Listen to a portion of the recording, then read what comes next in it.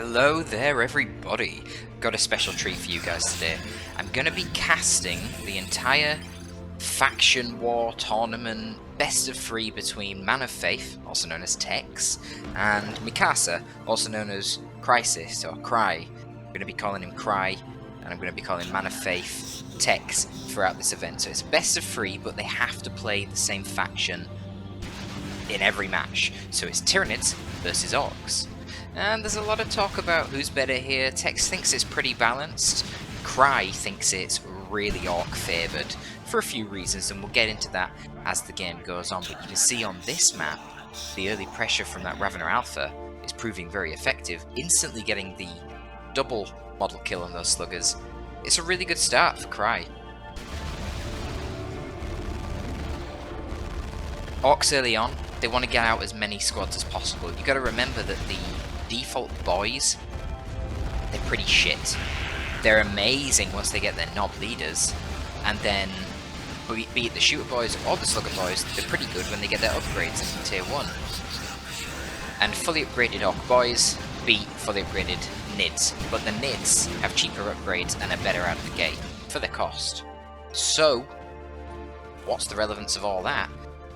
Well, just getting that double model kill on the Slugger Boys is really impactful because it's delaying the gens and it's delaying the Storm Boys from coming out because he needs 350 to get them out.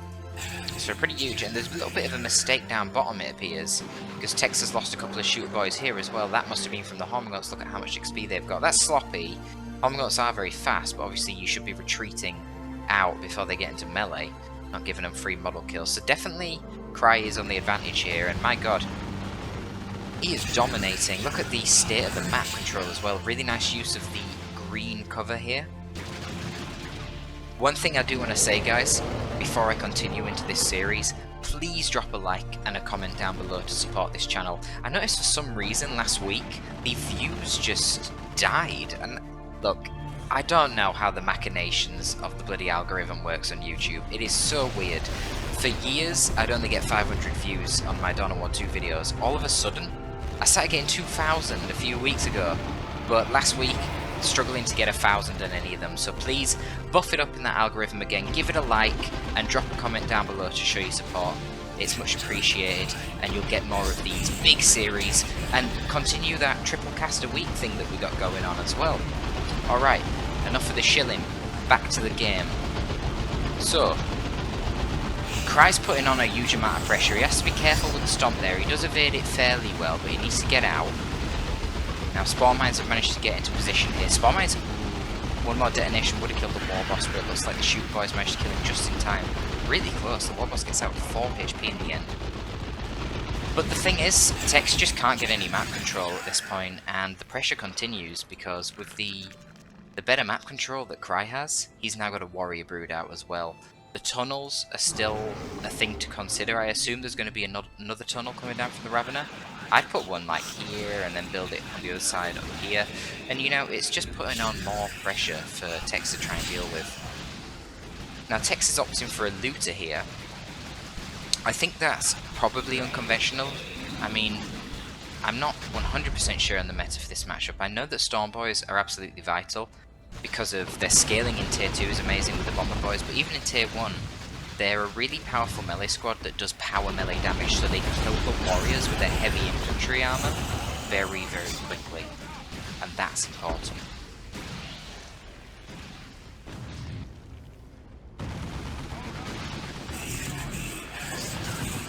So, normally, you'd go for Storm Boys. However, I suspect that Tex hasn't done that because he knows he's on the back foot. He knows that he's struggled with early map control, so his upgrades are coming out late. He does have double big shooter, and is that double shooter knob? No, just one shooter knob at the moment. But that should have come out way earlier. So we're seeing the double toxin sacks, and we're seeing the barb strangle on the warriors as well to shut that shooter boy blob down, and I suspect that's why he's gone full looters. I think if Tex had a stronger early game, we might have seen him go for instant Storm Boys. But hey, look, we'll have another 2 games afterwards potentially, unless this is a 2-0, in order to see how Tex plays the matchup. Now, what I was going to say is, if we do see Storm Boys, typically the counter would be to get some Raveners, but Raveners also are pretty damn good against Looters. Raveners are just great in general. They're good with their ranged DPS to deal with kiting the sluggers, kiting the war boss, but of course they can burrow and disrupt the looter as well, so they're just a really versatile, good, solid choice. Another thing that's interesting to note is the toxic miasma war gear that we see on the Ravener Alpha here. Just makes it, well, basically sluggers don't want to run in on him when he's got this up, because it's just going to do too much AoE damage, and it gives that plus 50 extra max HP to the Ravener Alpha as well, which is never a bad thing, whether you're going melee or ranged mode, it doesn't really matter. A lot of Spore Mines coming out. I must admit, I do feel that Spore Mines have been over-nerfed at this point in Elite mod. I really think they're worth it. You know, 125 or 150 requisition now for these. Either way, the damage that they do, not really worth it. These shoe boys are going to have to be in the base for a little while to heal up. It's not like they've took actual model losses. They just need to heal, but... Ard Boys goes down on the sluggers here, so they're taking substantially less damage from that toxic miasma, and they actually managed to deal with the Ravener there. That might have been necessary, but don't forget they have extra HP as well from the burners. But you can see the Spore Mines going in here, 125 requisition, and with the Hard Boys, the Ard Boys as the Orks say, it's just not that impactful. It does manage to actually get a third detonation there, but even then, 4 of those Slugger Boys actually managed to get out. The problem that Tex has at the moment is just map control. I mean, the pressure with the tunnels and the speed of the Tyrannid units, yeah, it's causing some problems for him. He does have a nice blob here, but yeah, the warriors should be able to shut it down. Looters do manage to evade the Bab Strangler, so they're going to rotate around and force them back. But this is the thing with Tyrannids, they are so quick to respond. They get out of there very, very quickly. No chance to catch them in suppression and shoot them up. But at this point already, we're only a few minutes into the game, it feels like, and there's 150 VPs left for Tex and 500 for Cry. When you're fighting a Ravener Alpha, with all of his mobility in the tunnels, it's going to be difficult to take that on.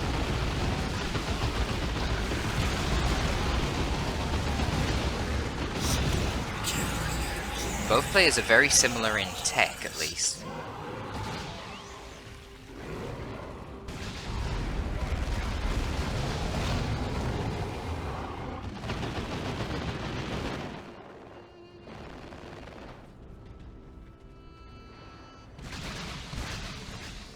Little respite for the Orks here.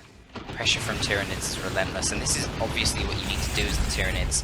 Bearing in mind that the Ork boys, when they get their upgrades, especially the Sluggers and the Storm boys in Tier 2, when they get their Knob Leaders, you're going to struggle as your Tyrannid. You know, you're going to need G-Sealers, you're going to need Tyrant Guards, you struggle. So, you need to go for a really heavy Tier 1 and put on as much pressure as possible. Good flank from the Hormagaunts here, getting into these shooters. Bit of a dubious position for these Termagants, but it looks like the Slugger Boys aren't wanting it. The problem, of course, is that a unit could come out at any second out of the tunnel, and the Hormagaunts there actually wipe the Shooter Boys, so a bit of a miss micro from Tex's behalf, and now we see the Raveners being dropped in Tier 2 using the global from the Ravener Alpha. That is the unique global for him. It gets him Raveners on the field instantly, no build time, just faster and cheaper. Be interesting to see what Cry goes for next. I would suspect it's probably a Tyrant Guard. Tyrant Guard surrounded by Spore Mines is kind of a classic in this matchup, because yeah, it looks like Tex is throwing in the towel.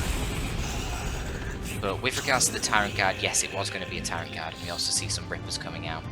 The Tyrant Guard is a staple here, and we're probably going to see a lot of it because Orks don't get access to any plasma weaponry or Inferno like a lot of the other races, so they rely on their power melee to take out the Tyrant Guard. Even Eldar can get Fire Dragons with melter damage, but Orks don't get anything like that, so they need to kill it in melee.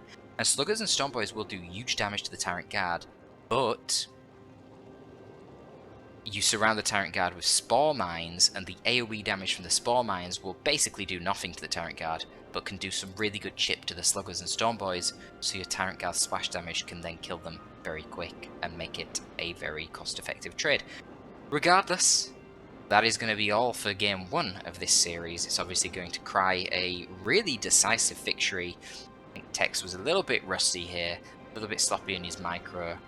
Really just micro errors. I don't think really there was anything strategically wrong that Tex did particularly. I do question going for looters first over Stormboys, but I suspect, like I say, he did that because he was so far behind. But we'll see how he follows up in Game 2.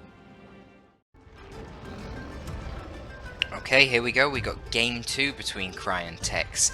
This time we're going to see the Hive Tyrant fighting against the Mech Boy.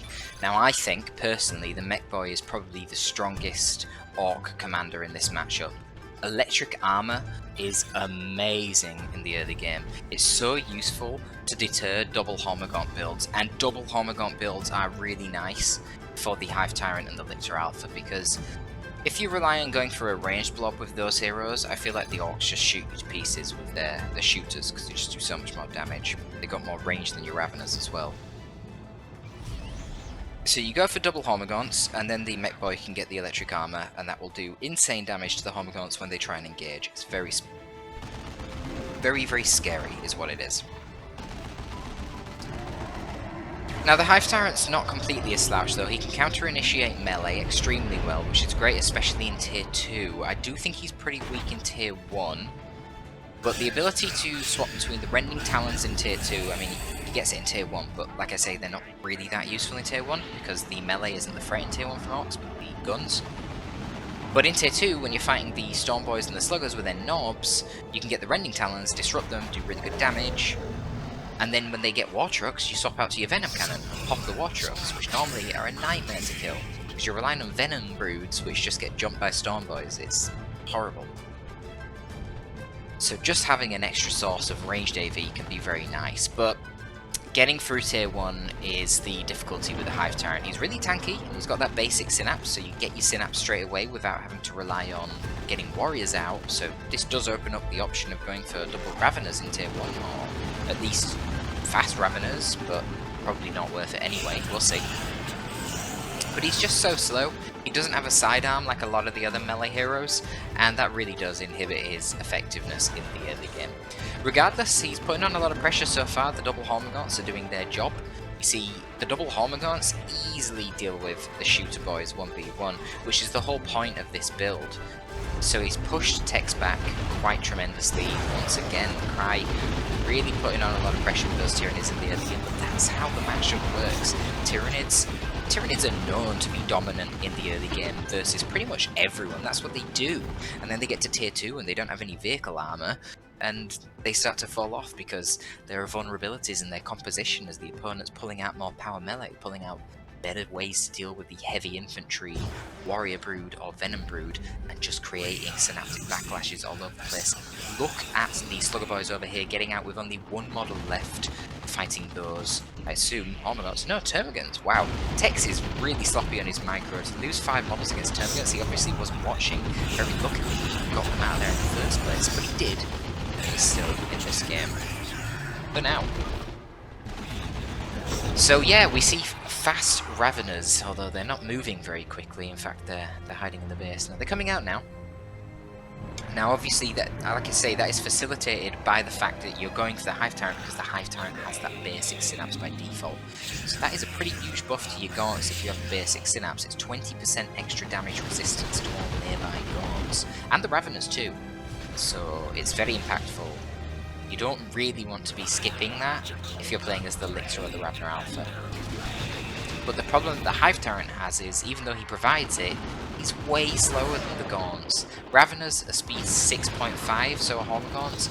Termagants are only speed 6, so yep, the Hive Tyrant's going to be struggling to keep up. I think he's speed 4.5. It's quite annoying. Now we see that Tex is going for an extremely thin build here, not actually getting a lot of units at all. We now see Spore Mines coming out for Cry. We've got upgrades on the Termagants. Okay, yeah, we've got some Adrenal Glands on the Hormagauts as well. One of the gens goes down for Tex. Tex got those triple gens super early, and you see him immediately replacing that. That is because he wants as many upgrades as possible. You can see here he actually has fully upgraded both of his Shooter Boys. And we see the electric armor as well. Have we seen any burners yet? Not yet, but I think the burners will be coming in soon.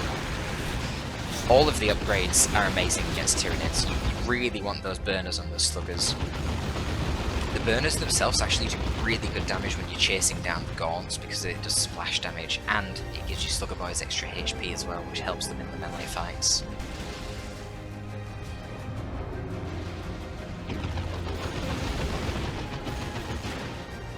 Not as much power up for Cry yet, but I suspect his income's going to be pretty damn good. Yeah, because he's got better map control. He's got these 2 power points. Tex only has his 1.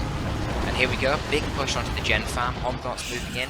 Everything's moving in. Spawmine's coming from the rear. The Homgots are going to jump onto the generators. The Hive Tyrants do a great job here, screening out the shooter boys, preventing them from inflicting the bleed that they want onto these units. The slugger boys are just sort of sat idle watching. They know that they can't go in right now. It would be pure suicide. They would get obliterated by all the range damage and then the Homgots moving in on them. So it's wise that he doesn't engage, but he does actually run into the spawn mines with the sluggers, which is a little bit odd. Range units of the Tyranids need to stop focusing on the retreating sluggers and actually attack the non-retreating Orks here and get a bit of damage in. I don't think Homgots should be moving forward. They should just get onto the rest of the generators, try and utilise their DPS. Hive Tyrant moves in as well, forcing off the shooter boys here, which have the more Daka global from the mech boy, which gives them a better rate of fire. See, they're putting in some really big damage. Cry needs to retreat those Raveners really quickly. This rear Ravener is very close to death. This fella, I can't believe he hasn't died yet. Finally, he goes down. Wow, he was out of cover, being focus fired for absolutely ages.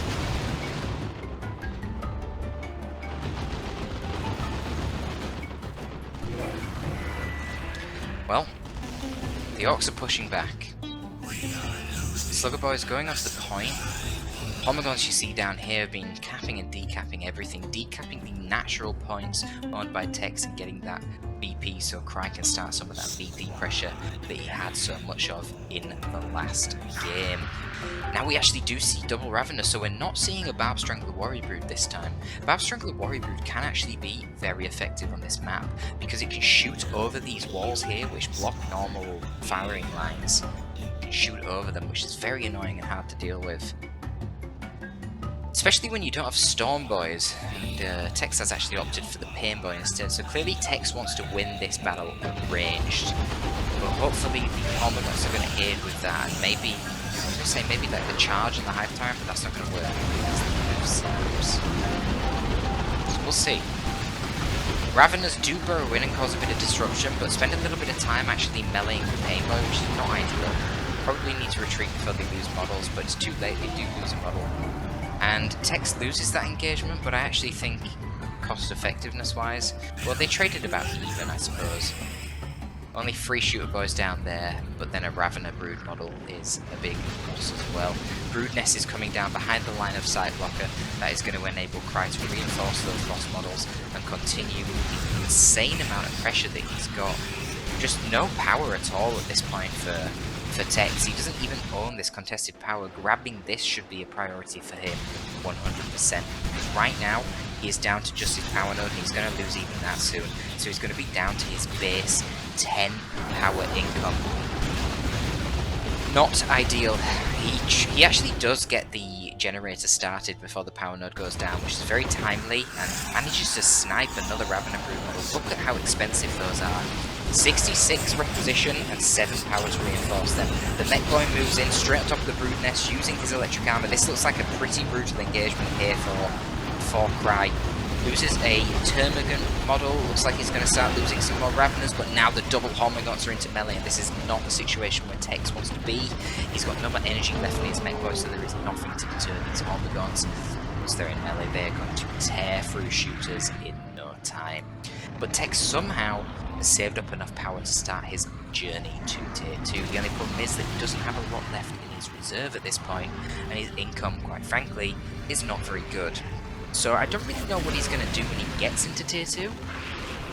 He's not really going to have that much power, but I guess war trucks are not that expensive. He could get a war truck out, but even then you still have to pay for power to get the knobs on your slugger boys, so I don't know, maybe we'll see a Death Dread from him.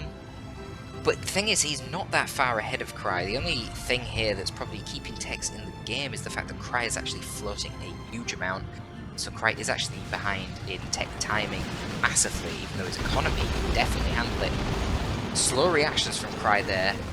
Very lucky to not have lost 2 models, to be honest. But yeah, the model bleed from the Raveners is definitely a big thing. This jump with the Raveners is very bold. They need to retreat. They're going to take some huge damage. They actually knock over the Mech Boy, which probably caused the knockback bug, which prevents it from retreating immediately. But wow, Raveners, they get out with 3 models as well. That's crazy. A bit of a misplay from Tex there to not focus on the Raveners as soon as they go in. I guess he was more focused on trying to get his Mech Boy out of combat. Termagants are going to be routed here because the Slugger Boys have got onto them, and the Hive Tyrant, whilst tanky, is to do very good damage with chasing down the units, so he's probably going to be forced off soon as well.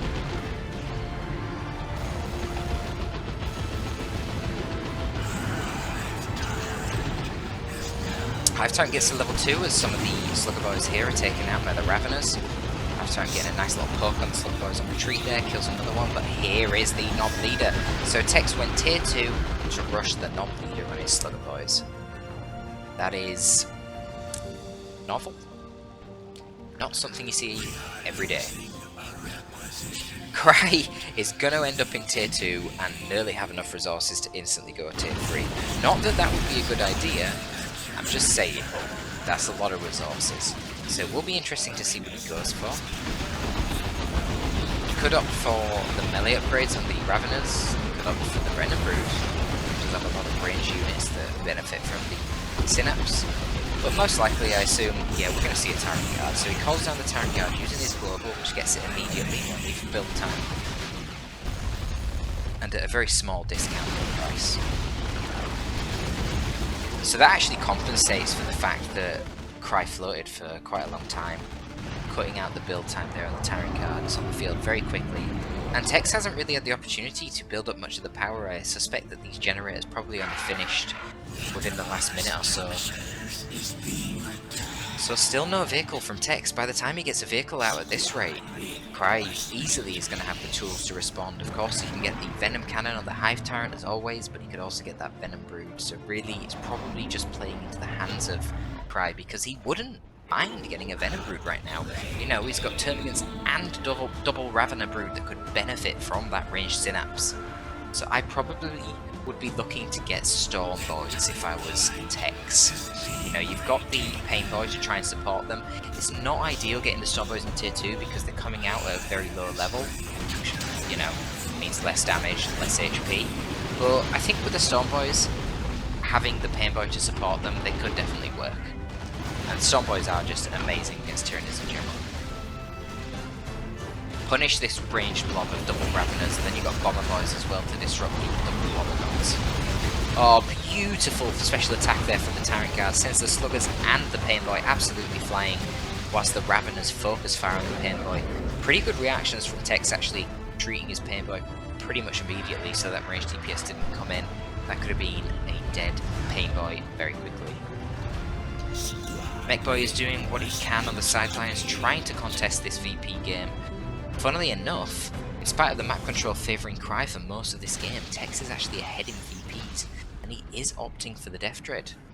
Oh, interesting. Perhaps part of that reasoning comes from the fact he's seen the Hive Tyrant with the Crushing Claws. Crushing Claws are a heavy melee weapon, so you definitely don't want to send the Death Dread to fight the Hive Tyrant 1v1, but you'd never do that with a Death Dread anyway. You want the Death Dread to be chasing down gods and rabbits and beating your opponent. Slash burning down their gens, and the problem that the Hive Tyrant of course has with these Crushing Claws is it's a melee weapon. The Hive Tyrant's too slow. If you run away with your Death Dread, the Hive Tyrant's going to have very few opportunities to actually hurt the Death Dread. And that's why the Venom Cannon, even though it's much worse against infantry, is a much better tool to take down vehicles. But we'll see how it does. It's coming out now. Tex is definitely really stuck in tier 2 at this point, whilst Cry is actually going tier 3. And Cry's going to have a triple cap soon by the looks of it. Mech Boy doing some great work on the sidelines here, actually manages to kill 2 of the Raveners. Ah, he's got the Daka, the big shooter on the Mech Boy now, so he's putting out some really good damage.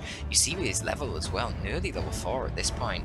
Really putting in some work, killing another 2 of those Raveners. Aha, so the Death Dread was spotted by Cry, and Cry has cancelled his tier 3, and is getting the Venom Brood instead.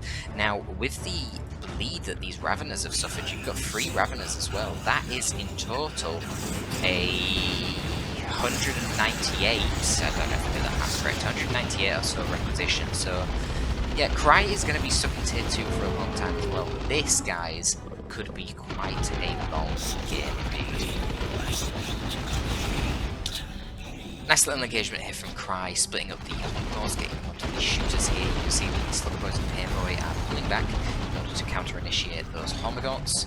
But a nice charge from the Tyrant Guard there disrupts the Slugger Boys, so the Homogorts can get away to the other side of the fight without taking too many losses. But you see the power of the Painboy heal there before the Painboy left the fight, really keeping those Slugger Boys nice and healthy. Now the Slugger Boys are kind of overstaying their welcome.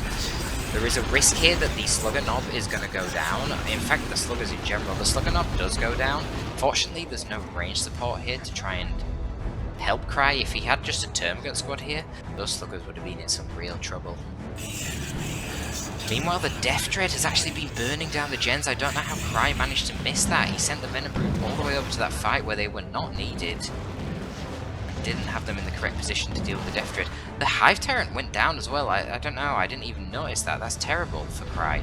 Wow, this game is slowly turning around. Some really nice engagements for Tex. I mean, he lost the Slugger Boy Knob and he did lose a lot of models as well, so there's a lot of bleed on both sides. Oh, looks like the Hormigauts are being used here to try and path block the Death Dread. I don't know if it's used its Rampage ability. No, it hasn't. It's going to start using it now, but it is too little too late. The Death Dread is taken out very promptly by the Venom Brood. But hey, look, it made Cry stop his tier 3. It prevented a Carnifex from potentially coming onto the field, and instead now there's a Venom Brood which isn't that effective. Certainly if the Venom Brood is running around with all this melee, it's not going to be very effective. It looks like the Mech Boy at some point took out all the Termagants over here using the electric armor. Certainly when the Mech Boy starts getting some levels, that electric armor can become very scary with all the energy it has. I don't know if the actual damage from the electric armor gets stronger as it gets levels. It probably does. So it wouldn't have took very long to roast those Termagants. We now see the Stormboys coming out. Yep, a rational decision. Easy one to make, I would say. A couple of Tyrannid Rippers hitting the field, but this is just an awful engagement there for Cry, really. He's obviously getting a little bit confused about where is the line of sight block and where isn't. A lot of lead there for not really a whole lot of purpose from these Shooter Boys. Look at the experience on these Shooter Boys, man. Nearly level 4 with the both of them, nearly level 4 with the Slugger Boys as well. The heal does go down to the Slugger Boys. Now, we're not seeing the unstable fuel injection from the Pain Boys. That would have been absolutely amazing in this engagement. It looks like it's not even needed, though. Rippers are in combat with the Shoot Boys, but Shoot Boys are no slouch in melee. Certainly the Shooter Knob himself is pretty damn decent, so he's going to be able to dispatch those Rippers. Storm Boys come in on the flank and actually start tearing up these Raveners. Have they got the... They do have the improved rocket packs. We might see a Bomber Boy hitting them in retreat. Keep a look down at the UI down here, see what actually happens. The forces of Tex at the top near his gen farm are actually routed, and somehow the Raveners have managed to get away without being wiped. I suspect that Tex probably had his Bomber Boys on cooldown, and to match the Rippers coming out from Cry, we now have some Gretchen coming out for Tex. So these little fuckers, they can decap points at a rate of 0.5 compared to normal units. But they have a few cool upgrades. They've got an upgrade that can help the Pain Boy with healing. They can heal up other troops. They've got a repair crew upgrade to improve their repair rate. That could be very useful in this instance. And they've also got an upgrade for some guns as well to get a little bit of cheap DPS onto the field. Might actually be useful, to be honest, in these engagements. I think the Shooter Boys have been doing particularly brilliant, so just having a little bit extra firepower and another thing for the Tyrannists to have to tie up would be quite handy, even if you're just using the Gretchens to shoot down some Rippers. Alternatively, he might just want them for the medical crew, the, I don't know what they're called, medical crops or something. Could be quite useful to keep all these boys around. I mean, now that these boys are getting level 4, they're going to start getting some pretty crazy HP pools, and all the healing that you can get, well, the more the merrier. This is a pretty crazy engagement. I'm not even sure what's going on, to be honest. It looks like both Raveners have now been routed, yeah, and the Tyranids are slowly getting pushed back. They did have the brood nest here to reinforce off of. I don't know if he's got Endless Swarm or not. No, he doesn't. Oh my god, he doesn't even have Endless Swarm. You know, with all the power that Cry has, I mean, he clearly doesn't need it. I think Endless Swarm would be a great upgrade now. I'm not 100% sure of the cost of it, but I think it's only like 50 requisition. And the power is irrelevant. I mean, look how much he has. The ability to not only get the 2-for-1 reinforce on your gaunts, but it gives them 10% extra HP as well, so it helps them scale better. Been a really impactful upgrade there. For some reason, Cry doesn't have it. And these Hormagaunts here, they're just in a terrible position. They're massively outnumbered. Oh no! The Hive Tyrant goes down as well, and that causes a synaptic backlash, taking out a little bit of HP on those retreating Hormagaunts. The Tyrant Guard doesn't like the position that it's found itself in and goes into shield wall. Raveners here have actually got their melee upgrade, but they don't really want to be tangoing with a near full HP Slugger Knob. All the boys are down on this Slugger squad, but it makes no difference because the Slugger Knob is the real threat. I think Cry has actually forgotten about it. Oh my god, and we get a beautiful sync kill. Look at that. Smashes that Ravener into the floor. That Slugger Knob is a badass. So the Tyrant Guard came back out of shield wall. Gretchins haven't moved, that's brilliant. I mean, there is a lot going on here, but the Gretchins could have been coming out and decapping this VP, which would be very useful for Tex because he is super low on VPs right now, but honestly, he's probably going to win because he's basically just wiped out Cry's army. And the thing is, at this point, you've got level 4 sluggers, level 4 shooters, level 4 shooters, level 4 Pain Boy. When was the last time you've seen a level 4 Pain Boy in a 1v1? You do not see that very often. And a level 6 Mech Boy. Love to see it. Really powerful stuff. Stormboy's already level 2.5. I mean, they come out on the field and they got stuck in.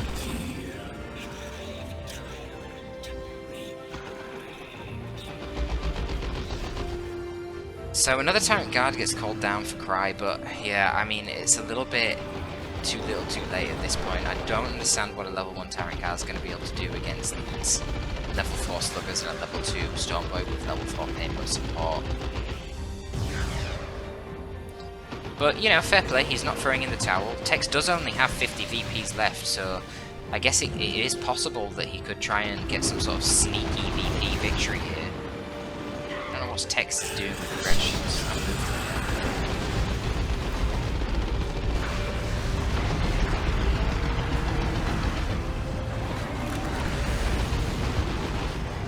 Slugger boys at this point just appear to be unstoppable.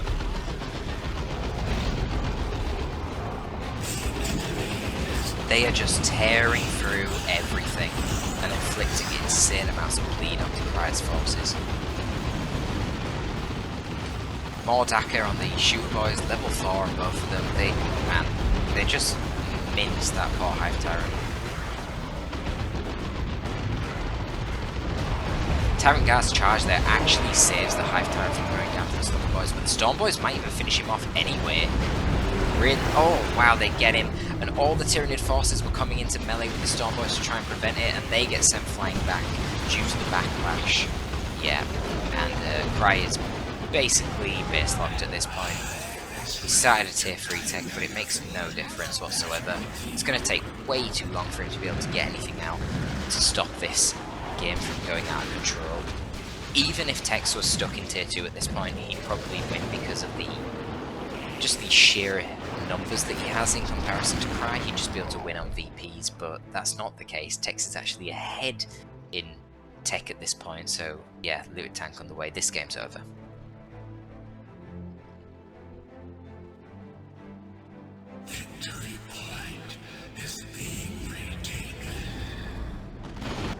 And the Gretchins still haven't moved. You know, I have yet to see Gretchins put up any sort of effective utility in any of these games, and it is very disappointing. Come on guys, up your Gretchin game.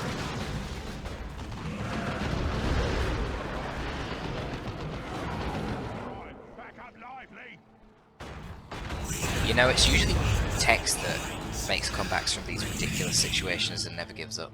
Fair play to Cry. I think he must realise, though, how much he's been bleeding and the fact that Tex has got basically nothing in tier 2. He got a Death Dread and then Stormboys ages ago. So you should expect this tank. I suspect that when he sees the tank, he's probably just going to concede there and then.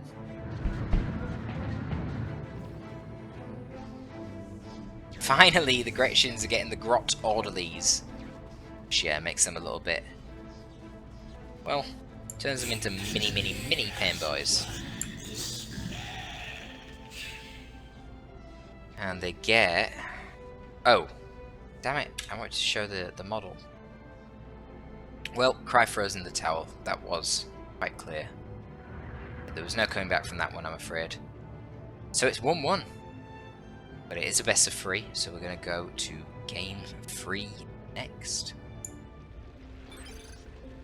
Well, here we go. Game 3. We've got the Battle of the Infiltrating Heroes. Lictor Alpha versus the Commando Knob, and we're on Leviathan Hive. Can you believe it? So it's a Tyranid map. Look at all this Tyranid shit. So, does that mean Cry's going to win? I don't think it does, but we'll see. I would say I would prefer to be a Tyranid on this map. It's a really big map, and Tyranids are known for their speed.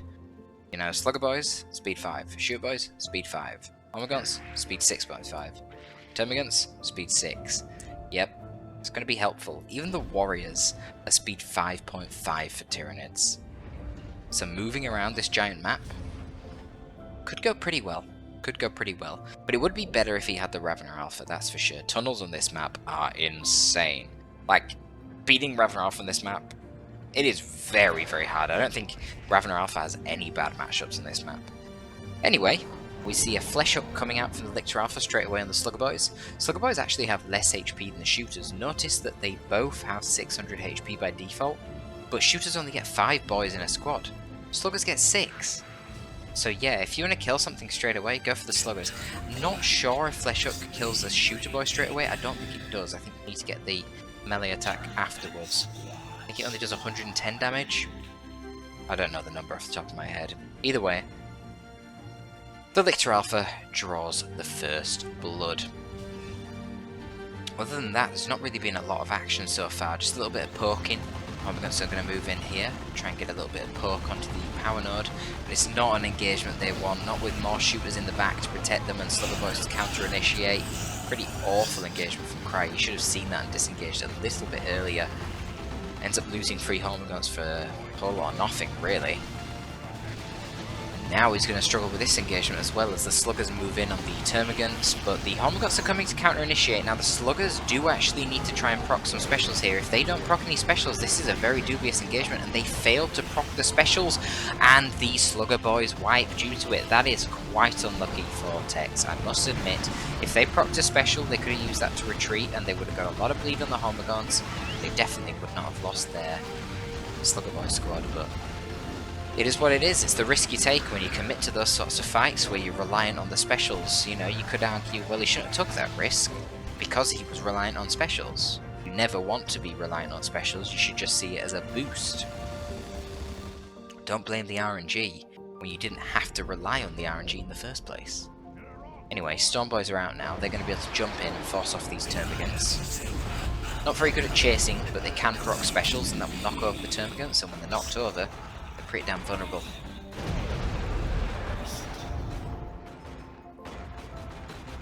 Yeah, so Termagants do back off. The Spore Mines are going to head over this way. Probably try and deal with the Stormboys so that they don't get a VP cap. Maybe not. They're sort of just loitering. Hormagaunts here start losing, well, only one model to the Commando Knob. So then the Lictor Alpha actually saves the day. Go on, Lictor Alpha.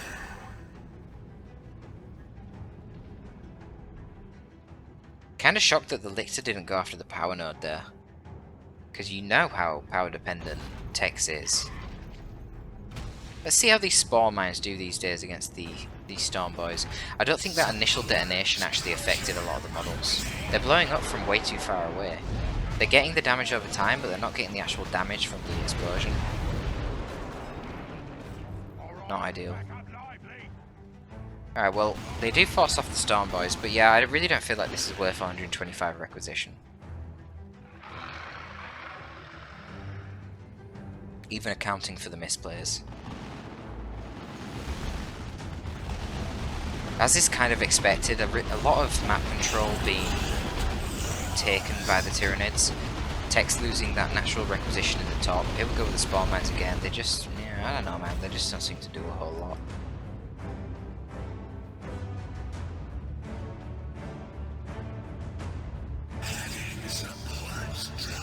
Especially on a big map like this, where there's not a lot of line of sight blockers to use, and you know the enemy can just flee from them easily. I don't even think they're worth their acquisition. We actually see double termagants. Wow, I didn't even realise that until now. What the hell am I doing? So double termagants, double Hormagaunts, warrior brood. Interesting build. Storm Boys into Slugger Boys. Man, just think if he didn't lose that first Slugger Boy squad, he could have another squad here. He could have Storm Boys plus Pain Boy out right now, which would be awesome. Even just double Sluggers plus Storm Boys would be really good. Just think about that in tier 2. With a war truck driving around on this huge map, double Sluggers in the war truck with some Gretchen repair crew, and then Storm Boys moving around with a huge jump range. Oh god, and then the Commando with his shotgun as well. Yeah, that would be very, very hard actually for the Tyranids to defeat. Still, we're in tier 1, so the Tyranids in theory should have an advantage for now. The problem that Cry has is he seems to have purchased no gens. All of his money's gone into requisition. Yeah, those spawn mines hurt. He definitely should not have got them. He needs that 125 rec right now really badly to get some gens, because we actually see big shooters on both shooter boys and we see a knob as well. It's just not a very good situation here for Cry's forces. Look at this engagement. This engagement's going horribly for the Nids. Wow, 2 warrior broods lost, and only the commander gets forced off. But the thing is, the commander doesn't bleed. Now the Stormboys don't want to take this fight with all that termagant fire coming in as well. They need to jump out. I don't think Tex has realised. He's too busy focusing on this, trying to get Slugger Boys into the retreat path. Okay, they do fly out, but they actually lose 3 Stormboy models very unnecessarily. Couldn't get the wipe on the warriors with his Slugger Boys, unfortunately. And at last, Tyranids put on a little bit of pressure. Termagant's trying to get a gem bash in here. Wow, Tex actually did it, the mad lad. He's gone for double Sluggers, even after losing his first Slugger Boy squad. What the hell? That is wild.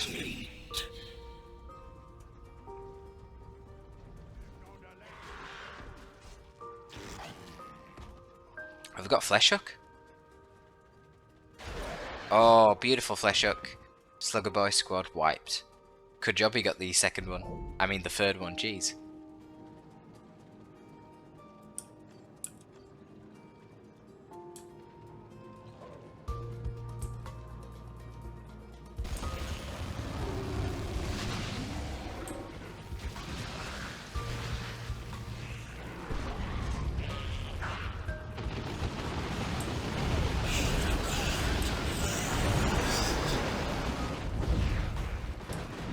Stormboys definitely want to be counter-initiating. They don't want to be leading. They want to counter-initiate the warriors when they charge into the shooter boys like that.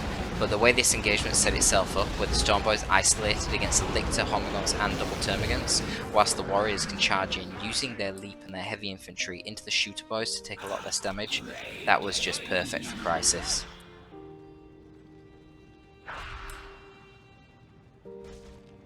So he's pushing Tex back. Tex is sneaking around some Slugger Boys down that way. Warriors have got to be careful now though, they're super low. They are still providing that synapse, which is nice, and they also have a bit of that knockback disruption if anything gets into melee with Cry's forces, but it's always scary when your warriors are low because they're a ticking time bomb, aren't they? You know, they lose models and boom, you've got synaptic backlash crushing all your guards.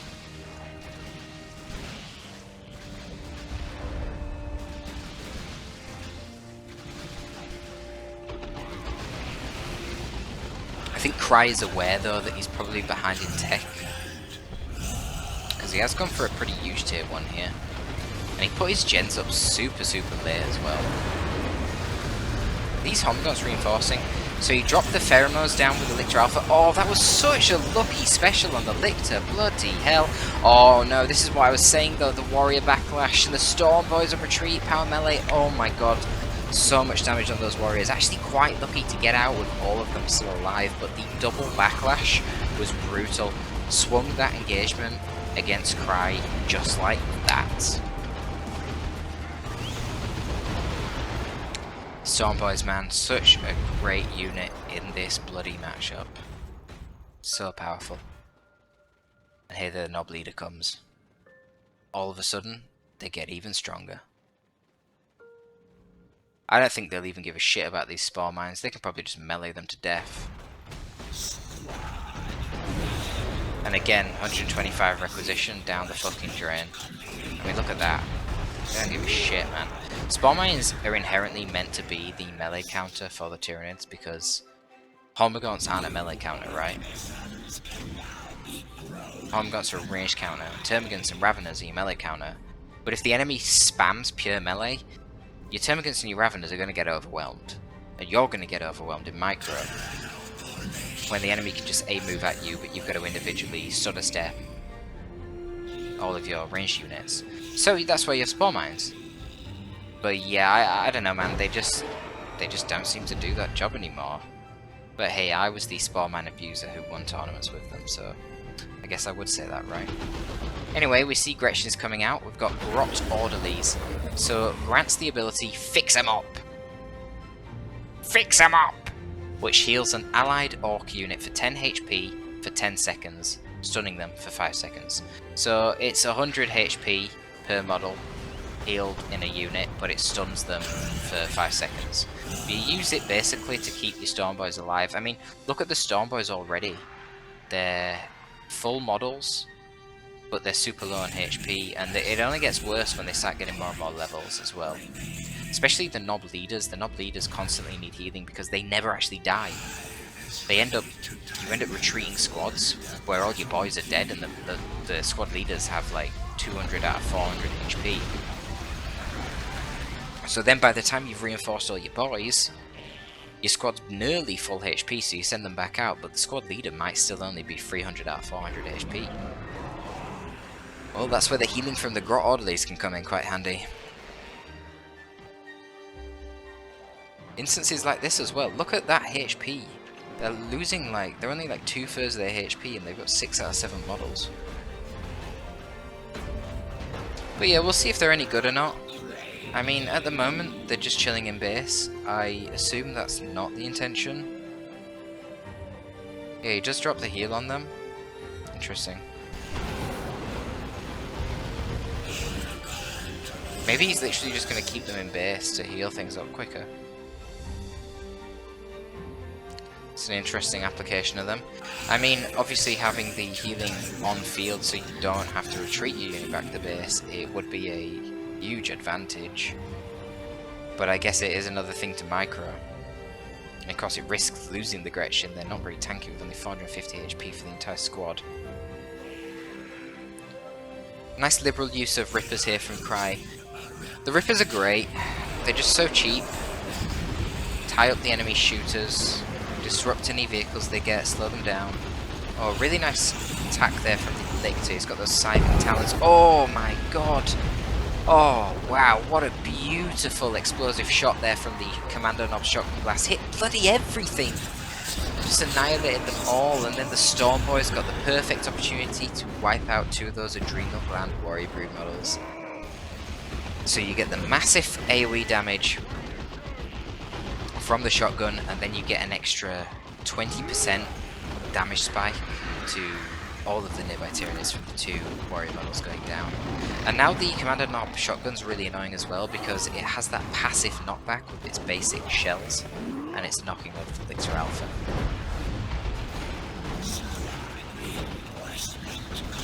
Just a brutal engagement there, really. I mean, Cry obviously needed to create a bit of a wider concave from which to attack. Man, he lost so much in that engagement. My god. Storm Boy's now in retreat path as well. Oh, Tex fucked it up. Okay, so the grots did come out. Let's have a look at the grots. Yeah, so you can see now that they're orderlies. They have a little torch on their head and a surgical scalpel instead of a little stabber. Not quite as an impressive shotgun blast there. What's it actually called? High explosive shells.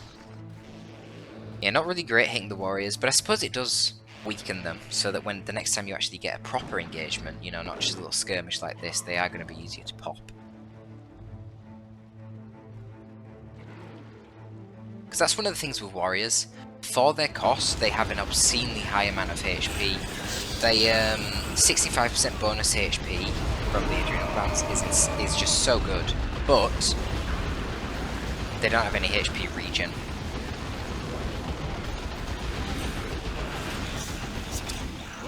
Nice disruption there from the Scything Talons. Does control the Stormbows pretty well, but unfortunately the whole time the Sluggers then were free.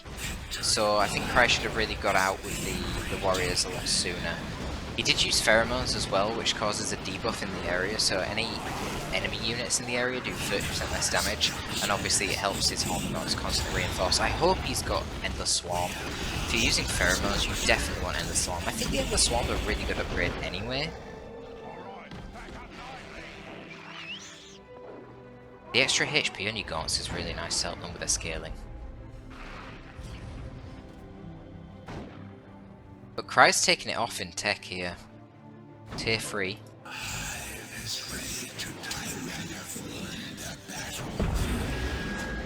Wow, the Doom of Malantai. Well, the Neurothrup. Used to be called the Doom of Malantai.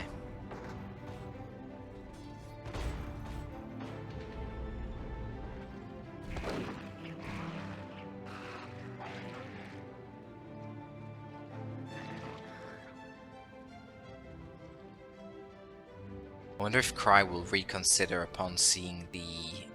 Wait, did we not see the Death Dread? Oh, the Death Dread must have got cancelled because there was too much bleed from Texas' side. He needed to reinforce his troops. Couldn't get it out.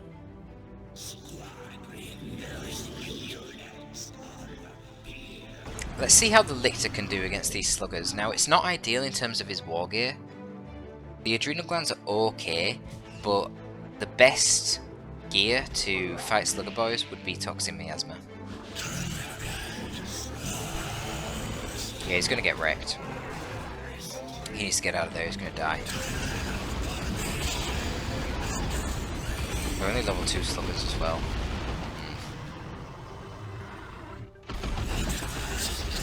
Yikes.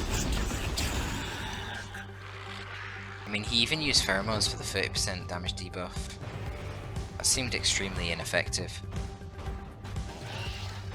Neurothrup does hit the field, but is instantly dealt with by the Stormboys. Not really the kind of engagement that you want to get your Neurothrup into.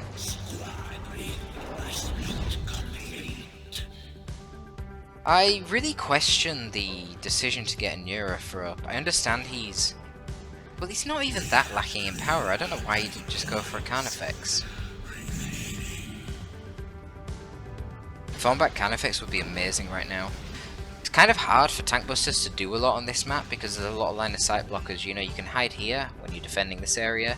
You've got this line of sight blocker coming around here. Even up here, you can hide like down here and the tank busters can't shoot you. They have to run all the way up here and get really close. Down here, they can't shoot you if they're here. Like, there's loads of line of sight blockers, and the Thornback Carnifex actually has pretty decent passive HP regen. Oh, look at this, we've actually seen some IEDs or booby traps for the Commando Knob. I guess just hoping that he can catch some lone Gaunt squads trying to get some side caps. Ooh, we could see a big engagement here.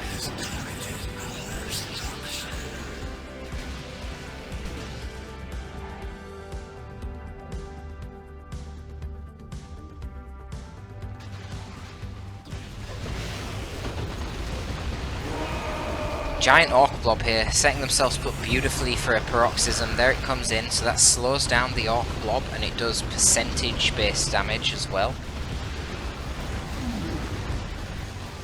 He's now using the Leech Essence as well to drain all nearby Orc HP, and then he uses the Cataclysm, which does damage over time and knockback, and he's going to wipe out one of those shooters. Warrior Brood are probably going to pop soon, but wow, there is a lot of supporting fire coming in here, attacking the Slugger Boys. With a Lictor here as well. Not great, and there was obviously a Pheromone. Wow, nearly takes out the Slugger Boys there. Only 2 HP on their knob. Well, there's the power of the Neurothrope.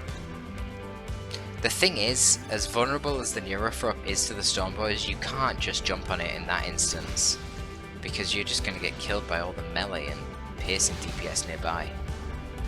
Plus it has the Leech Life to defend it as well.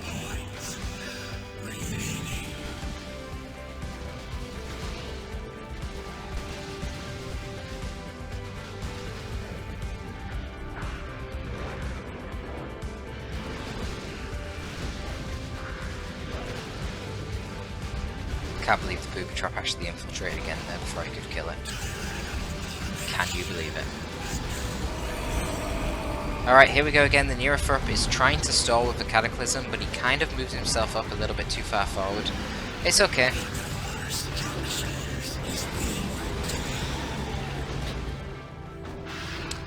These paroxysms are beautiful. Gretchins are trying to go for a sneaky little side cap, but they're encountering Hormagaunts, which is not ideal. You see how quickly they get wrecked by the Hormagaunts.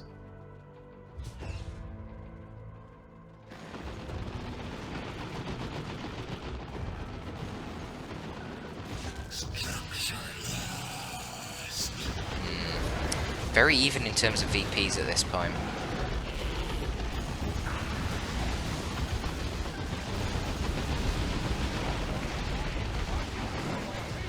Tex has actually managed to get tier 3 himself. He has dropped in a commando squad, so they're going to go for the cap here.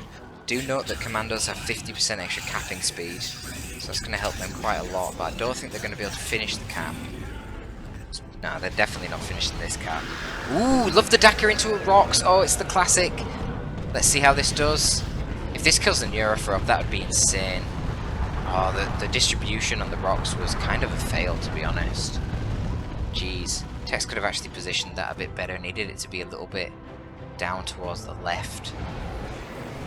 Stormboys are in retreat, but nah, they don't really get anything. They don't even kill a warrior. I mean, quite a lot of Gaunts have died. I don't know when the Gaunts died, but looking down at the roster for Cry, I just feel like he was not so few in units the last time I checked. So I think Cry's going to struggle here. You know, he's got this Swarm Lord coming, but honestly there's not a lot of VPs left at this point. You've got bloody annoying infiltrating commandos with their faster capping speed. You've got Commando Nob himself, who can also use the Hide the Boys global to infiltrate any of his squads, and then you've got the Storm Boys with their increased jump range. This is going to be really annoying to try and win the capping game, even if he can take the big army versus army engagements.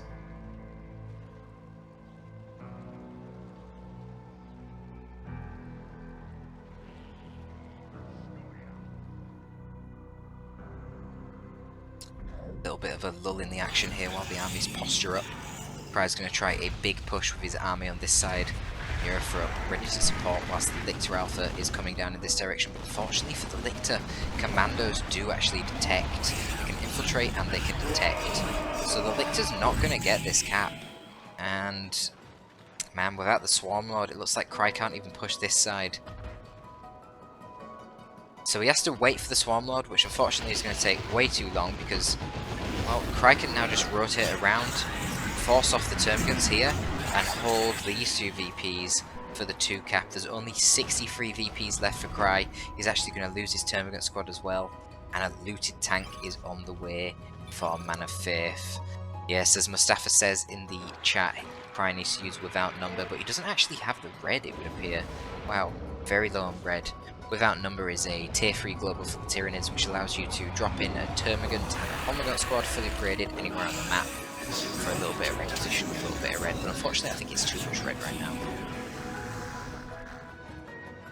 He's just got no capping power. He's just going to lose this game on VPs. To be honest, I think his composition is pretty terrible right now as well. Just no infantry is the problem.